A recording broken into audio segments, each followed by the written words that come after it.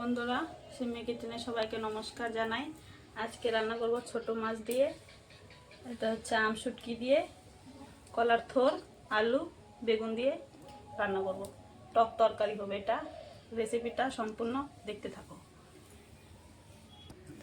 কড়াইটা চাপিয়ে দিয়েছি, গরম হয়ে গেছে। এখন দিয়ে দেবো মাছ ভাজার জন্য সরষের তেল। আমি এখানে মাছটা মেখে নেব।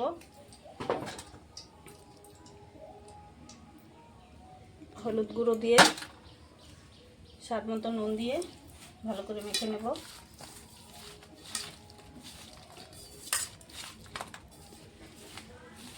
তোমরা এই মাছকে কি বলো কমেন্টে জানাবো সবাই।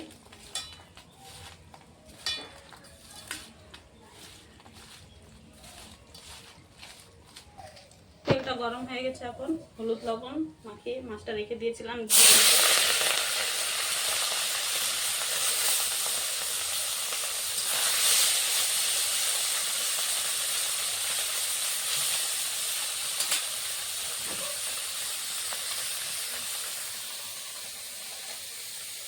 ওদিকে মাছটা ভাজা হচ্ছে, আমি ওদিকে সবজিটা কেটে নেব, কলার থোর আর আলু।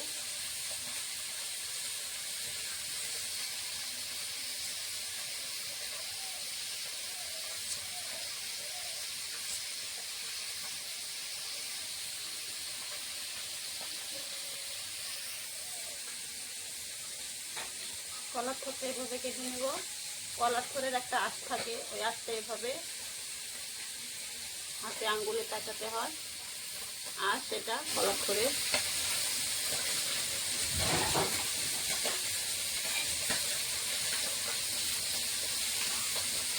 সবগুলো থোর এভাবে কেটে নেব।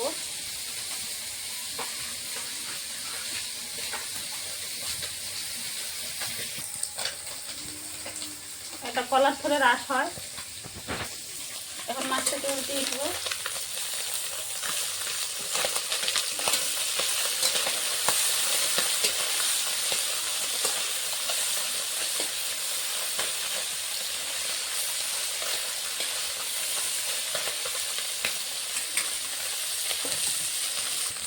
মাছ ভাজা হয়ে গেছে, এখন নামিয়ে নেব।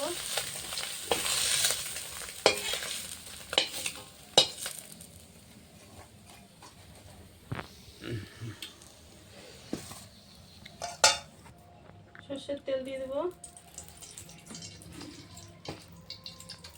আমার এখানে কলার থোর আর আলুটা কেটে নিয়েছি।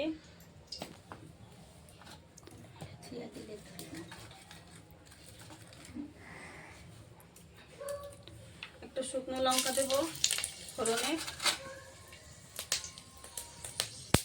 গোটা গোটা সর্ষে,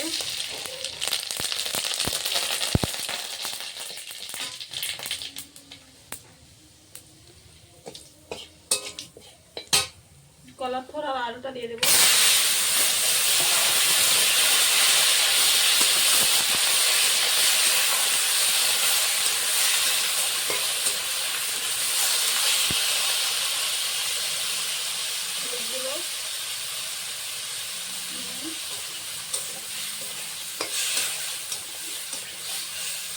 ভালো করে দিয়ে দিচ্ছি এটা। টকের তরকারির জন্য কটা কাঁচা লঙ্কা, কটা শুকনো লঙ্কা বেটে নেব।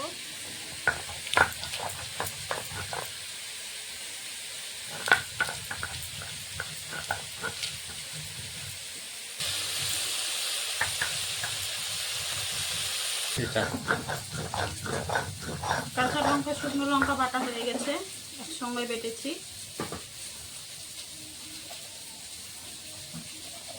এখানে আমি সবজিটা ভেজে নিচ্ছি।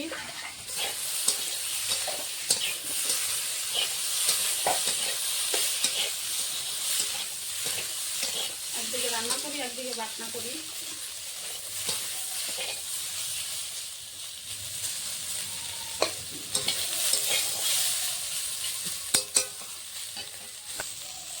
আলুটা সেদ্ধ হয়ে গেছে, ভাজা ভাজা হয়ে গেছে। এটা বেটে রাখা কাঁচা লঙ্কা শুকনো লঙ্কা একসঙ্গে দিয়ে দেবো। এর টক তরকারিতে কোনো মশলা দেয় না, খালি লঙ্কা বাটাটাই দেয় আর সরষে ফোড়ন দেয়।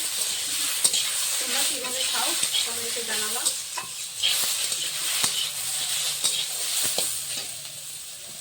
লঙ্কা বাটা জলটা দিয়ে দেবো। হালকা কষিয়ে নেব এখন।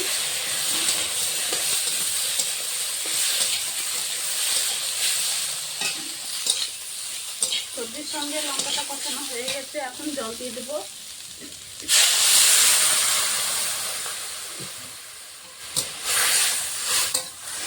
বেশি ঝোল দেবো না, এইটুকু দেবো।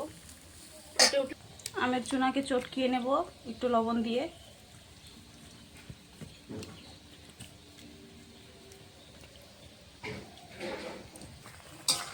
তরকারিটা ফুটে উঠেছে, ভেজে রাখা মাছগুলো দিয়ে দেব।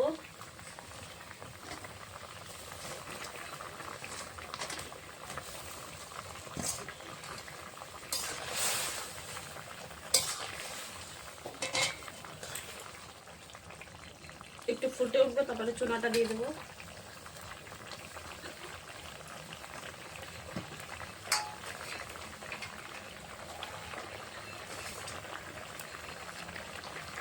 একটু ফুটে উঠলেই চুনাটা দিয়ে দেবো।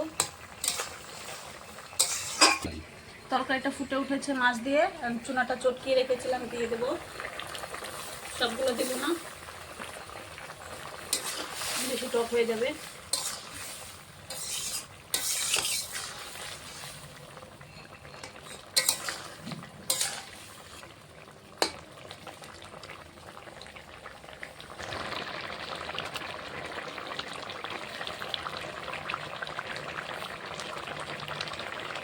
এখন নামিয়ে নেব। তরকারিটা হয়ে গেছে, এখন নামিয়ে নেব।